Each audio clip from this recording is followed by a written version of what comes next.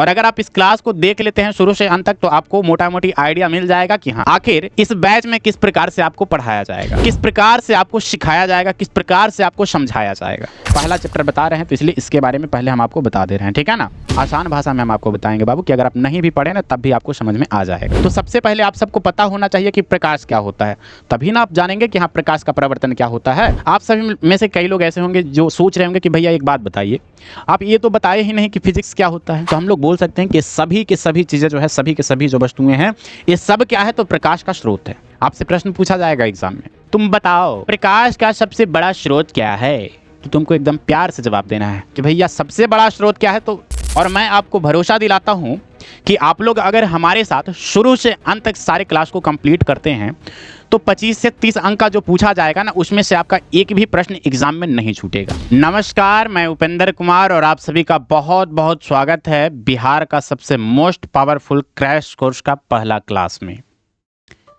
जैसा कि आप सबको पता होगा बाबू कि एजुकेशन बाबा के द्वारा क्लास 10th का क्रैश कोर्स लॉन्च कर दिया गया है, जिसमें कुल आपको 7 शिक्षक देखने को मिलेंगे। यहाँ पे आपको दिखाई दे रहे होंगे जो सारे जो है ना अपने अपने सब्जेक्ट में क्या है तो एक्सपर्ट है।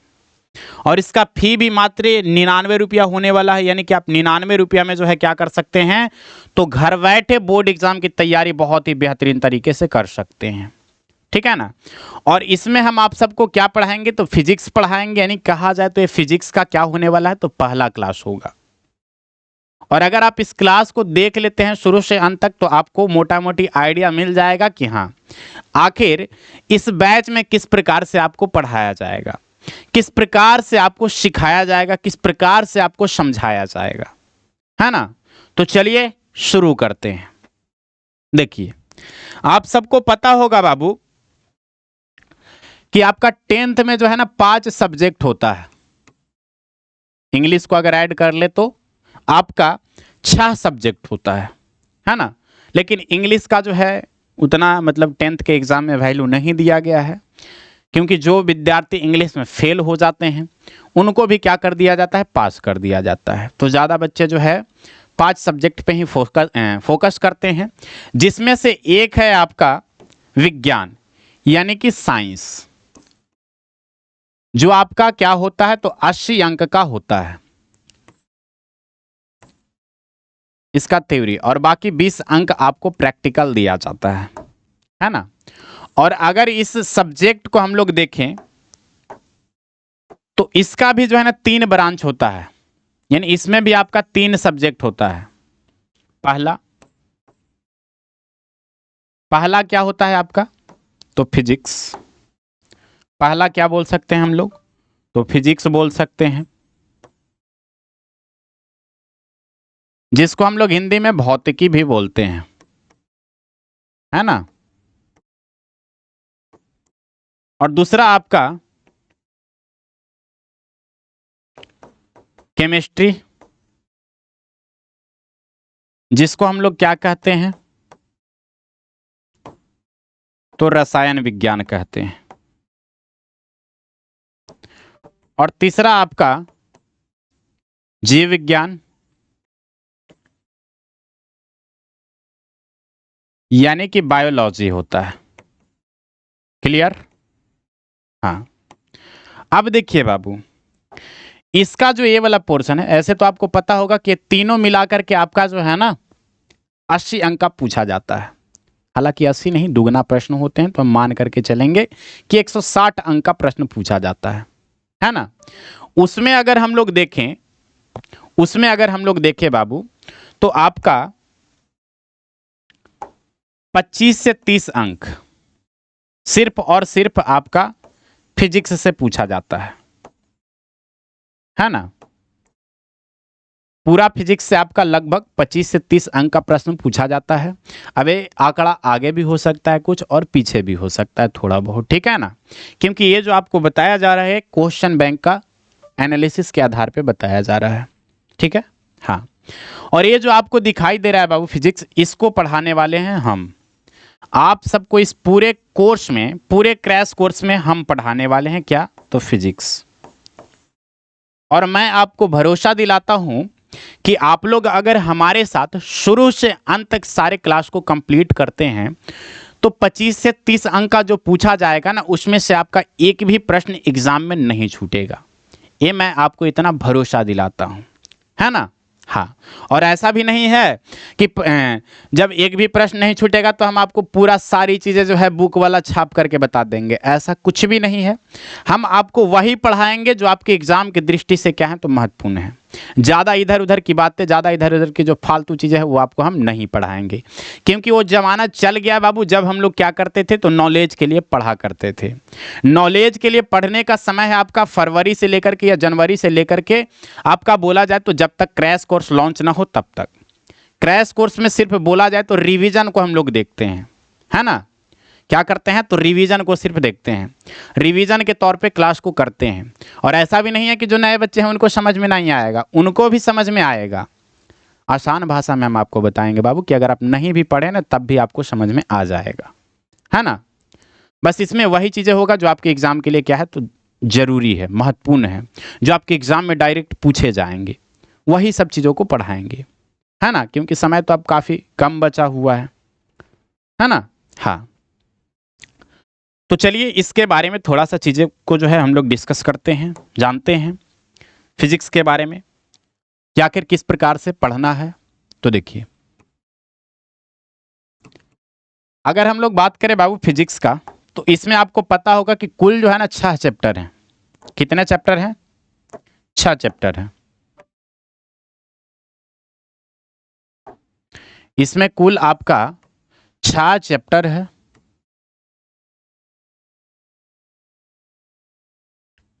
ठीक है। जिसमें पहला चैप्टर का नाम है आपका प्रकाश का प्रवर्तन।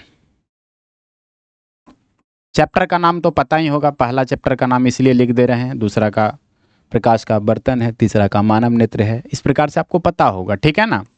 लेकिन पहला चैप्टर का नाम इसलिए लिख दे रहे हैं ताकि इसके बारे में आप सबको कुछ समझा पाए। क्या नाम है? प्रकाश का प्रवर्तन, है ना। तो हम लोग थोड़ा सा देख लेते हैं कि आखिर प्रकाश का प्रवर्तन वाला जो चैप्टर है इसमें हम लोगों को क्या क्या चीजें जो है पढ़ना है ना। इसके बारे में थोड़ा सा हम लोग डिस्कस कर लेते हैं। देखिए, जो प्रकाश का प्रवर्तन है बाबू, इसको हम लोग इंग्लिश में रिफ्लेक्शन ऑफ लाइट बोलते हैं, है ना। और ये चैप्टर आपके एग्जाम की दृष्टि से काफी महत्वपूर्ण है क्योंकि यहां से प्रश्न जो है आपके एग्जाम में डायरेक्ट पूछे जाते हैं। तो चलिए हम लोग इसको थोड़ा बहुत चीजें जो है शुरू करते हैं, देखते हैं, जिससे आपको भी आइडिया लग जाएगा कि हाँ आखिर इस पूरे क्रैश कोर्स में आपको किस प्रकार से पढ़ाया जाएगा, है ना। तो देखिए, चूंकि चैप्टर का नाम है प्रकाश का प्रवर्तन, तो सबसे पहले आप सबको पता होना चाहिए कि प्रकाश क्या होता है, तभी ना आप जानेंगे कि हाँ प्रकाश का प्रवर्तन क्या होता है ना। तो सबसे पहले हम लोग बात करते हैं प्रकाश के बारे में, यानी कि लाइट के बारे में। इसको इंग्लिश में क्या बोलते हैं बाबू? तो लाइट बोलते हैं। देखिए, अगर हम लोग बात करें लाइट का यानी प्रकाश का, तो उससे पहले हम आप सबसे सवाल पूछना चाहते हैं। एक बात बताइए बाबू, अगर हम आपसे बोलें कि कोई भी वस्तु को हमें देखना है तो उसके लिए क्या क्या चीज चाहिए, तो आप सभी का जवाब आएगा कि भैया पहला तो हमें जो है ना आंख चाहिए, क्योंकि आंख का होना जरूरी है कोई वस्तु को देखने के लिए। और जब आंख हो जाएगा तो सिर्फ आंख से भी नहीं देख सकते हैं, उसके लिए लाइट भी चाहिए, ठीक है ना, कोई वस्तु को देखने के लिए।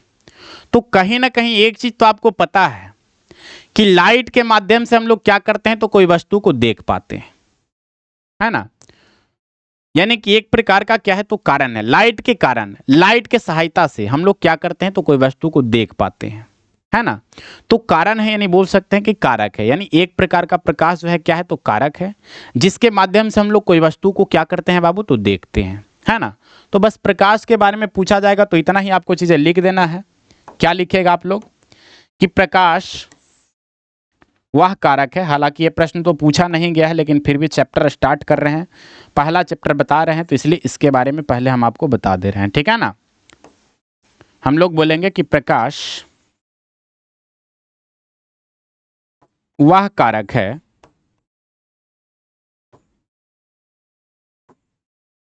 जिसकी सहायता से हम लोग कोई वस्तु को देख पाते हैं।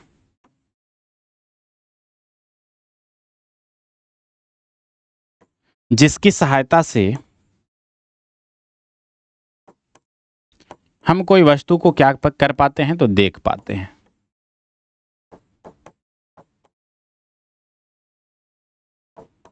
ठीक है, ये आपका हो जाएगा किसका परिभाषा बाबू? प्रकाश का, है ना। हाँ, अब देखिए, आप सभी में से कई लोग ऐसे होंगे जो सोच रहे होंगे कि भैया एक बात बताइए, आप ये तो बताए ही नहीं कि फिजिक्स क्या होता है। बाबू, इतना तो आपको पता ही होगा कि नेचर में जो भी घटना घटता है, प्रकृति में होने वाले घटनाओं के बारे में हम लोग जो है क्या करते हैं, तो फिजिक्स में पढ़ते हैं। ये तो आपको पता ही होगा, ठीक है ना, इसलिए हम नहीं बताएं। और हालांकि ये सब चीज़ आपका एग्जाम में भी नहीं पूछा जाता है, ये सब बेसिक चीज़ है जो आपको 9th में 8 में भी पढ़ाया जाता है, तो इसलिए उसको जो है ना साइड कर दिए। लेकिन फिर भी आप चाहे तो याद रख सकते हैं कि प्रकृति में घटने वाले घटनाओं के बारे में अध्ययन किया जाता है किस में, तो फिजिक्स में, है ना।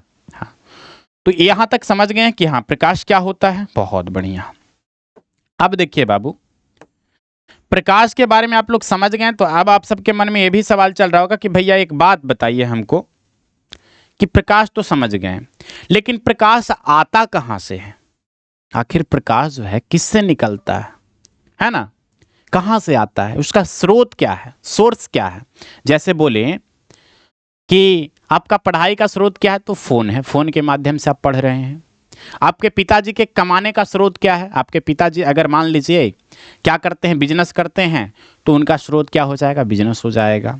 अगर नौकरी करते हैं तो उनका कमाने का स्रोत क्या हो जाएगा, तो नौकरी हो जाएगा, ठीक है ना, क्योंकि वहीं से इनकम आ रहा है। तो उसी प्रकार से बाबू अगर हम लोग बात करें कि प्रकाश का स्रोत क्या होता है इसके बारे में, तो चलिए हम आपको बताते हैं। देखिए, अगर हम लोग बात करें प्रकाश के स्रोत के बारे में, तो देखिए यहां पे आपको दिखाई दे रहा होगा, ये आपका क्या है, ये आपका सूर्य है ना, क्या है, सूर्य है। और ये आपको दिखाई दे रहा होगा तारा है। कितना अच्छा लग रहा है देखने में ना।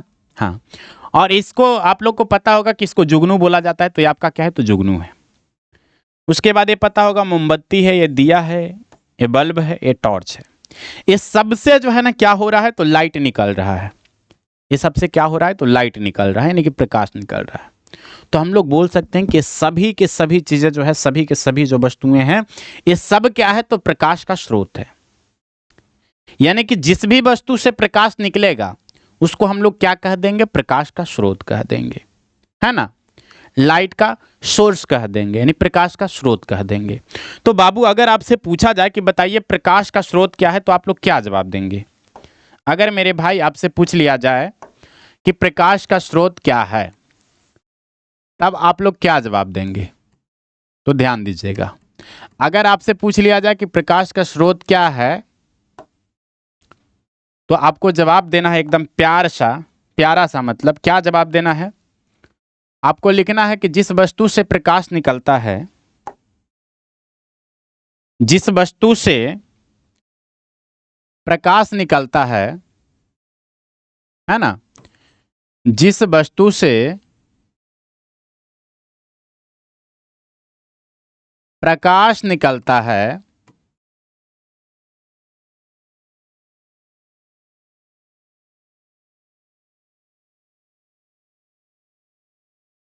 उसे प्रकाश का स्रोत कहते हैं। क्या कहते हैं? प्रकाश का स्रोत कहते हैं।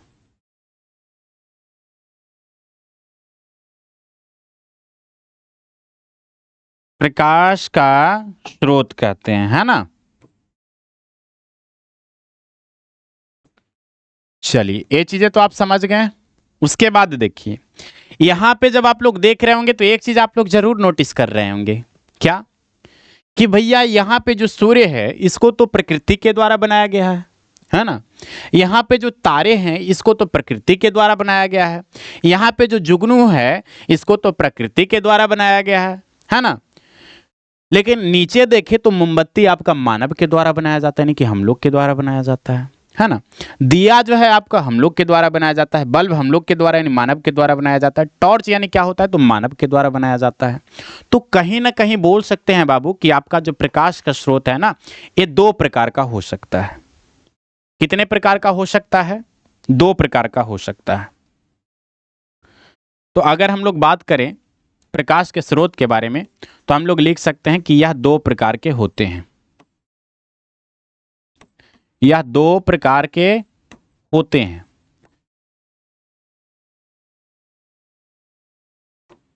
कौन कौन होता है दो प्रकार के?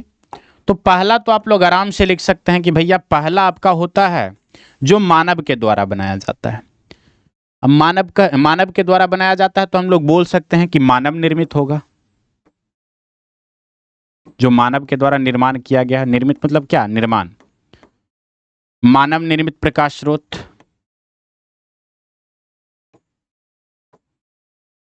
एक किसके द्वारा बनाया जाता है? तो मानव के द्वारा। ठीक है ना? तो आप चाहे तो लिख सकते हैं मानव के द्वारा बनाया जाता है।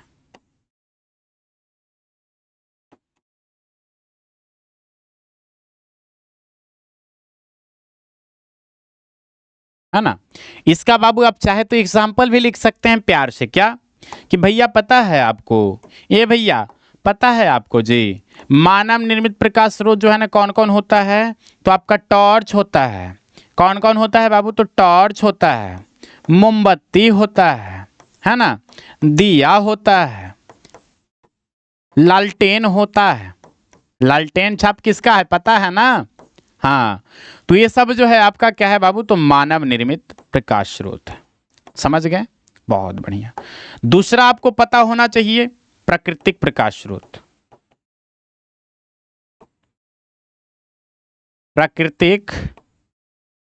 प्राकृतिक बोल सकते हैं प्रकाश स्रोत, है ना? ये क्या होता है बाबू? तो जो प्रकृति के द्वारा बनाया जाता है। जो किसके द्वारा बनाया जाता है? प्रकृति के द्वारा। तो लिख देते हैं यहां प्रकृति के द्वारा बनाया जाता है। यानी कि जो चीजें जो प्रकृति के द्वारा बनाया गया हो, है ना, और उससे लाइट निकलता हो तो उसको हम लोग बोलेंगे प्राकृतिक प्रकाश स्रोत।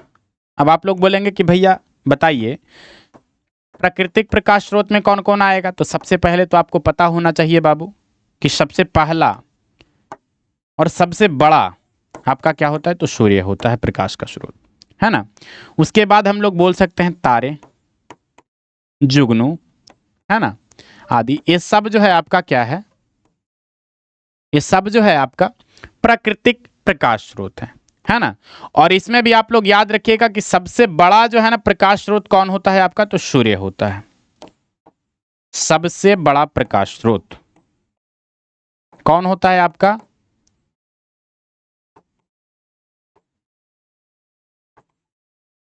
तो सूर्य होता है। आपसे प्रश्न पूछा जाएगा एग्जाम में। क्या पूछा जाएगा? कि भाई तुम बताओ प्रकाश का सबसे बड़ा स्रोत क्या है? तो तुमको एकदम प्यार से जवाब देना है कि भैया सबसे बड़ा स्रोत क्या है? तो सूर्य है।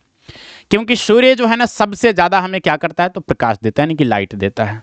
सोच करके देखिए अगर सूर्य नहीं रहता तो क्या होता? भाई साहब पूरा एकदम जो है ना अंधेरा अंधेरा रहता। या तो अगर हम लोग को दिन में देखना भी है ना तो बहुत सारा लाइट लगाना पड़ता, जिसके लिए बहुत जो है ना ऊर्जा की खपत होती। ठीक है?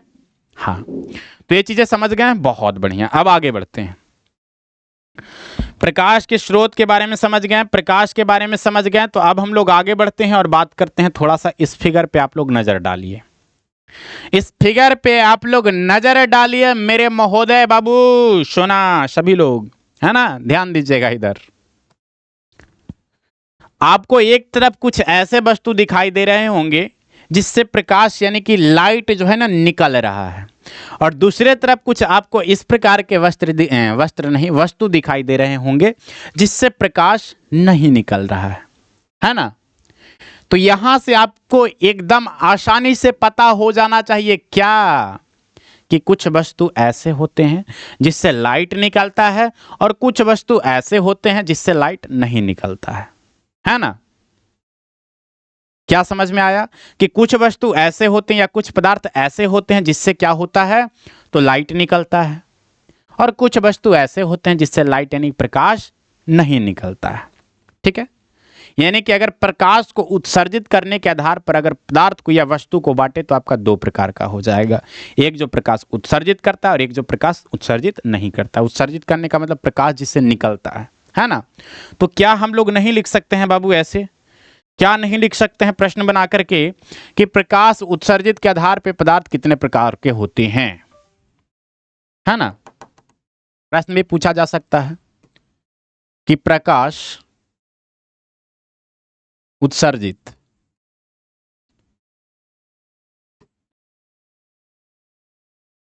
के आधार पर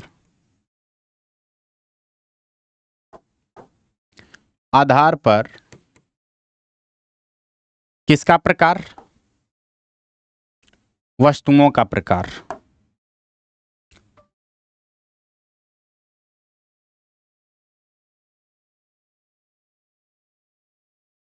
कितने प्रकार के होंगे बाबू, तो आपको तो पता ही होगा जी, अभी जस्ट बताएं, समझाएं, इतना प्यार से समझाएं कि 2 प्रकार का होगा। 2 प्रकार का कौन होगा, कौन होगा 2 प्रकार का, हैं? 2 प्रकार में आपका हो जाएगा मेरे बाबू, मेरे लल्लू लाल चैंपियंस, क्या हो जाएगा, है ना। देखिएगा ध्यान से, 2 प्रकार में आपका हो जाएगा। पहला जो प्रकाश उत्सर्जित करता है, जो क्या करता है, प्रकाश उत्सर्जित करता है, यानी कि जिससे प्रकाश निकलता है। और दूसरा आपका हो जाएगा जिससे प्रकाश नहीं निकलता है, ठीक है ना। एक तो हो जाएगा जिससे आपका प्रकाश निकलता है, और दूसरा आपका हो जाएगा जिससे प्रकाश नहीं निकलता है। तो बोलिए, लिख दें यहाँ नंबर 1 में कि जिससे प्रकाश निकलता है उसको हम लोग क्या कहते हैं, तो प्रदीप्त वस्तु कहते हैं। तो इसको लिख देते हैं प्रदीप्त वस्तुएं,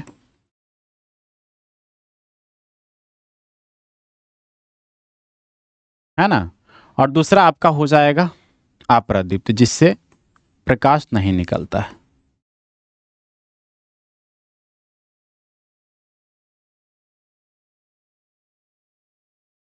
है ना।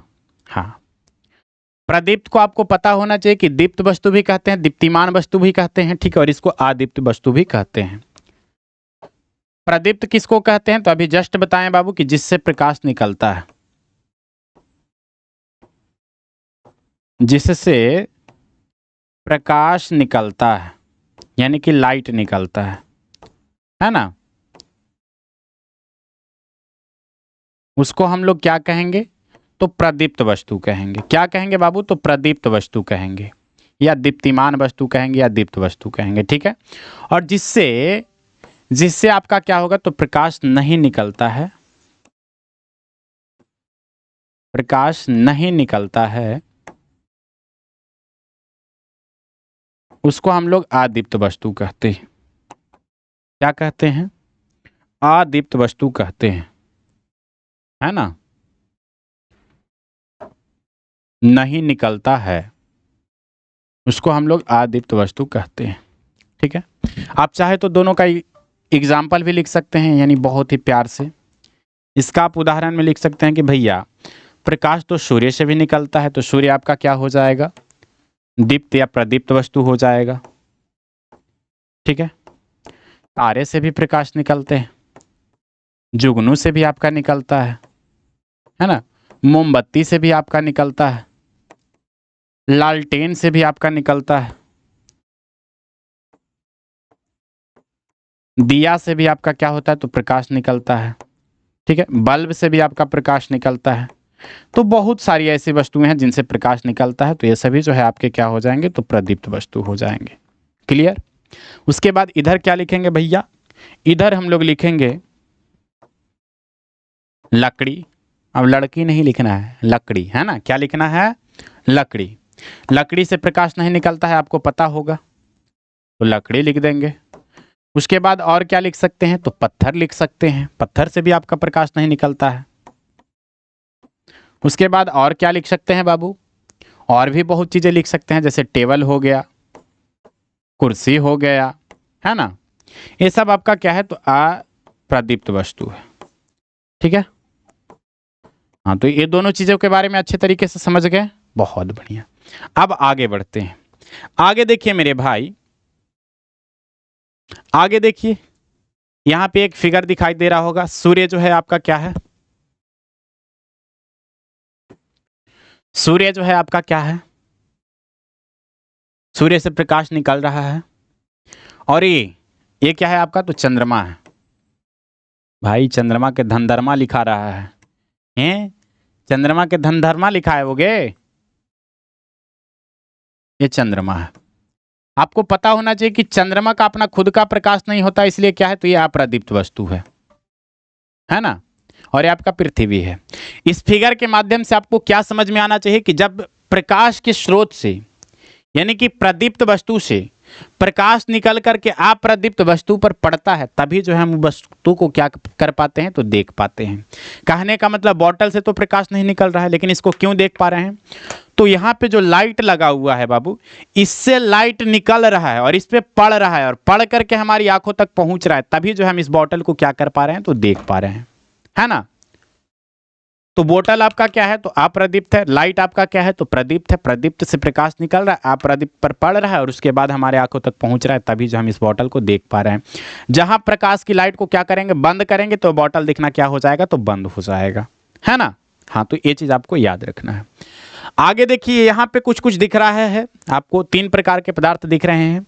जैसे लकड़ी दिखाई दे रहा है आपको, बुक दिखाई दे रहा है, टेबल दिखाई दे रहा है, लोहा दिखाई दे रहा है आप सबको, ग्लास दिखाई दे रहा होगा यहाँ पे, और पानी भी दिखाई दे रहा होगा, है ना। यहाँ पे आपको दूध दिखाई दे रहा होगा, कांच दिखाई दे रहा होगा, ठीक है। यानी कहीं ना कहीं अगर बात करें बाबू हम लोग लकड़ी का, तो लकड़ी में अगर लाइट को मारेंगे तो क्या इसका आर पार होगा, नहीं हो पाएगा। बुक में अगर लाइट को मारेंगे तो क्या आर पार होगा, नहीं हो पाएगा, ठीक है। उसके बाद बात करें टेबल में अगर लाइट को मारेंगे तो क्या आर पर प्रकाश होगा, नहीं होगा, ठीक है। अगर लोहा में आर पर करे तो क्या आर पर होगा प्रकाश, नहीं होगा, ठीक है। लेकिन कांच का जो आपका ग्लास है इसमें हो जाएगा, पानी में हो जाएगा, ठीक है ना, ये सब में आसानी से हो जाएगा। लेकिन अगर बात करें बाबू दूध में, तो दूध में जो है ना प्रकाश आपका थोड़ा थोड़ा भाग पार होगा, उसका थोड़ा थोड़ा भाग नहीं पार होगा, है ना।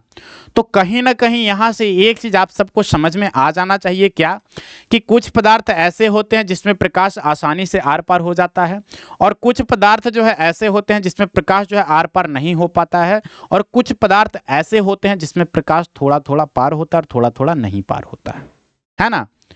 तो अगर हम लोग बोले कि प्रकाश के आर पार होने के आधार पर वस्तु कितने प्रकार के होते हैं, तो 3 प्रकार के होते हैं, है ना। कौन कौन, पहला जिसके आर पार हो जाता है उसको हम लोग बोल देते हैं परभाषी पदार्थ। दूसरा जिसके आर पार नहीं होता है प्रकाश, उसको बोलते हैं अपारदर्शी पदार्थ, ठीक है ना। इसको पारदर्शी बोलते हैं बाबू, जिसके आर पार हो जाता है उसको पारदर्शी पदार्थ, और जिसके आर पार नहीं होता है उसको अपारदर्शी पदार्थ, और जिसके आर पार थोड़ा थोड़ा प्रकाश का भाग पार होता है, थोड़ा थोड़ा नहीं होता है, उसको परभाषी पदार्थ, है ना। तो कहीं ना कहीं हम लोग यहाँ ये लिख सकते हैं क्या, कि प्रकाश के आर पार के आधार पे, प्रकाश के आर पार के आधार पर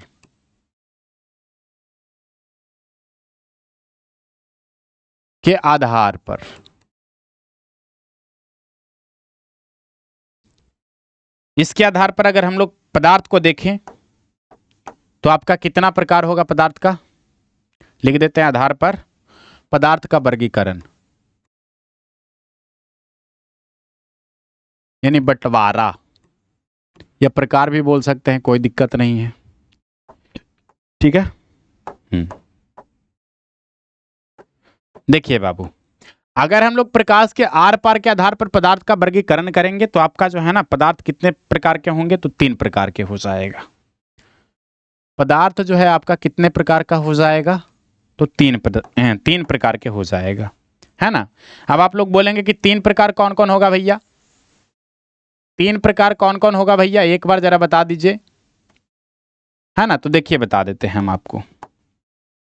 सबसे पहला आपका हो जाएगा, सबसे पहला आपका हो जाएगा पारदर्शी, दूसरा आपका हो जाएगा क्या, अपारदर्शी, और तीसरा परभाषी। पहला क्या बताएं बाबू आप सबको, पहला में आप लिख लीजिए पारदर्शी पदार्थ,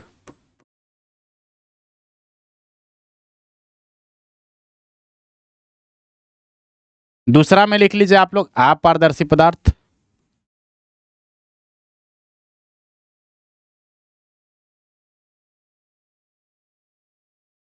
और तीसरा में आप लोग लिख लीजिए परभाषी पदार्थ,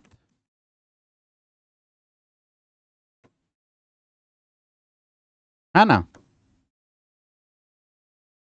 आप सबको क्या बताएं बाबू, क्या समझाएं हम, कि इसके आर पार प्रकाश जो है आसानी से हो जाता है, प्रकाश आर पार हो जाता है आसानी से, तो लिख देंगे प्रकाश आसानी से आर पार हो जाता है।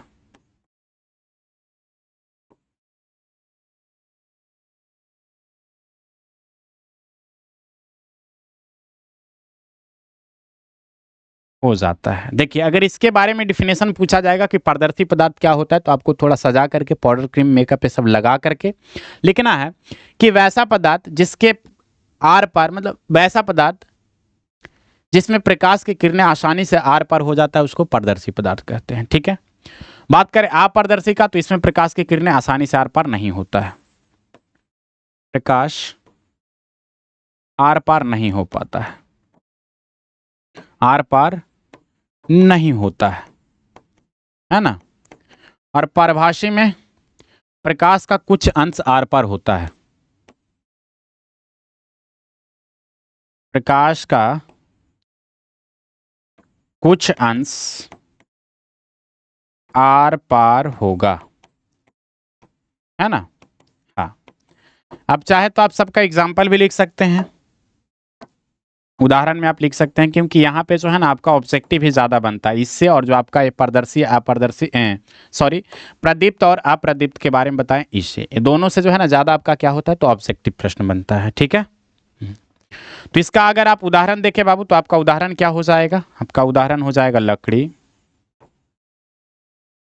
क्या हो जाएगा, लकड़ी, लोहा, ठीक है ना। उसके बाद पत्थर लिख सकते हैं, ये सब आपका क्या हो जाएगा, ये सब आपका हो जाएगा पारदर्शी। अच्छा पारदर्शी बोला जा रहा है ना, सॉरी सॉरी, लकड़ी नहीं होगा, पारदर्शी जिसके आर पर आसानी से हो जाए, तो हम लोग बोलेंगे कांच, जल, ठीक है ना। और भी बहुत सी चीजें जो है लिख सकते हैं, ठीक है, जल हो गया, कांच हो गया आपका। उसके बाद और क्या लिख सकते हैं आप लोग बताइए, और लिख सकते हैं बाबू आप लोग जल कांच, ये दोनों में तो पार हो ही जाता है। ठीक है, यहाँ पे और क्या क्या था देख लेते हैं थोड़ा सा एक बार, जल है, कांच है, और भी बहुत सारी चीजें होती हैं, तो आप अभी थोड़ा ध्यान में नहीं आ रहा है तो कोई बात नहीं, हम लोग इतना ही लिख देते हैं आदि, ठीक है ना। उसके बाद बात करें अपारदर्शी का, तो इसका आपका हो जाएगा लकड़ी, उदाहरण में अगर हम लोग बात करें तो आपका उदाहरण में इसका क्या हो जाएगा, तो लकड़ी हो जाएगा, लकड़ी हो गया, पत्थर हो गया, ईंट हो गया, लकड़ी, पत्थर, ईंट, और क्या क्या लिख सकते हैं आप लोग, और क्या क्या लिख सकते हैं बाबू अभी, और आपको क्या क्या बताएं। हाँ लोहा हो गया आपका, कुर्सी हो गया, टेबल हो गया, ये सब आपका हो जाएगा, लोहा लिख देते हैं। ठीक है, अगर बात करें इसका हम लोग, किसका, परभाषी का, तो इसका एग्जाम्पल में आपका क्या क्या होगा बाबू, तो इसमें आपका दूध हो जाएगा, दूध, घिसा हुआ कांच, भीगा कागज, है ना। और भी बहुत सारी चीजें हो सकता है, लिख देते हैं यहाँ पे, लिख देते हैं, ठीक है, घिसा कांच, भीगा कागज, कुहासा, रक्त, ये सब आपका क्या हो जाएगा, रक्त यानी ब्लड, ये सब आपका क्या हो जाएगा, तो पारभासी पदार्थ हो जाएगा, है ना। तो मैं उम्मीद करता हूं कि यहां तक सारी चीजें आपको अच्छे तरीके से सभी चीजें जो है समझ में आ गया होगा, है ना। तो आज के लिए बाबू हम लोग इतना ही रहने देते हैं, इसके आगे की जो भी क्लासेस है आपको ऐप पे मिलेगा, क्योंकि ये जो है आपका पहला क्लास था, इसलिए हम लोग जो है क्या किए, तो यूट्यूब पे देखें, यूट्यूब पे कर रहे हैं, है ना। तो अगर आप चाहते हैं किसी प्रकार से और भी अच्छे तरीके से सारे सब्जेक्ट को पढ़े एकदम शुरू से अंत तक, तो आप क्या कर सकते हैं, आपका जो क्रैश कोर्स बैच है इसमें आप ज्वाइन हो सकते हैं। ठीक है, अगर आपको ज्वाइन होना और किसी भी प्रकार का कोई दिक्कत हो रहा है, तो आप क्या करिए, इस नंबर पे कांटेक्ट करिए, आपको पूरा जो है हेल्प किया जाएगा। है ना। ज्वाइन करने के लिए सिंपल सा प्रोसेस है, एजुकेशन बाबा ऐप डाउनलोड करिए और वहाँ से ज्वाइन कर लीजिए 10th का बैच। अन्यथा अगर आपको ये सब नहीं करने आता है तो सिंपल सा बस इस नंबर पे आपको कॉल करना है और आपको बोलना है कि भैया हमको जो है ना, भैया या दीदी जो भी आपके फ़ोन उठाएंगे उनको बोलना है कि हमको जो है 10th का क्रैश कोर्स बैच ज्वाइन करना है, आपको जो है ना ज्वाइन कर दिया जाएगा, ठीक है ना। हाँ, तो मिलते हैं बाबू नेक्स्ट क्लास में। तब तक के लिए आप सबको यही कहेंगे कि इसी प्रकार से आप लोग हंसते रहिए, मुस्कुराते रहिए और मन लगा करके पढ़ाई करते रहिए। तो सभी को जय हिंद, जय भारत।